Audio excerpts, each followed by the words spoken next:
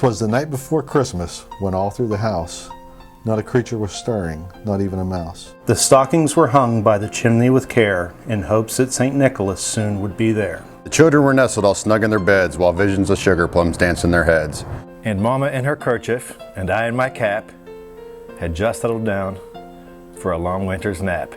When out on the lawn there rose such a clatter, I sprang from the bed to see what was the matter. Away to the window, I flew like a flash, tore open the shutters and threw up the sash. The moon on the breast of the new fallen snow gave the luster of midday to objects below. When what to my wandering eyes should appear but a miniature sleigh and 8 tiny reindeer. With the little old driver, so lively and quick, I knew in a moment it must be St. Nick. More rapid than eagles his coursers they came, and he whistled and shouted and called them by name. Now Dasher, Now Dancer, now Prancer, and Vixen, on Comet, on Cupid, on Donner, and Blitzen.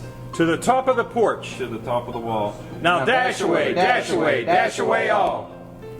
As the dry leaves that before the wild hurricane fly, when they meet with an obstacle, mount to the sky. So up to the housetop the coursers they flew, with a sleigh full of toys, and St. Nicholas too.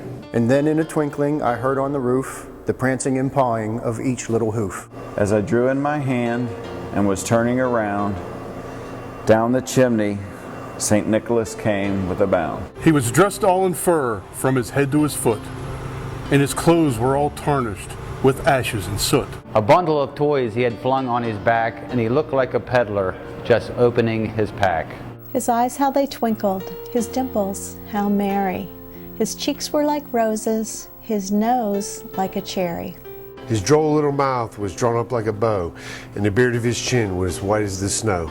The stump of a pipe he held tight in his teeth, and the smoke encircled his head like a wreath. He had a broad face and a round little belly that shook when he laughed like a bowl full of jelly.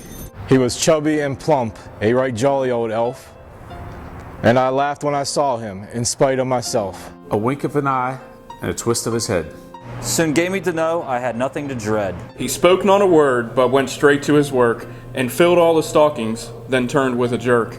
And laying his finger aside of his nose, and giving a nod, up the chimney he rose. He sprang to his sleigh, to his team gave a whistle, and away they all flew like the down of a thistle.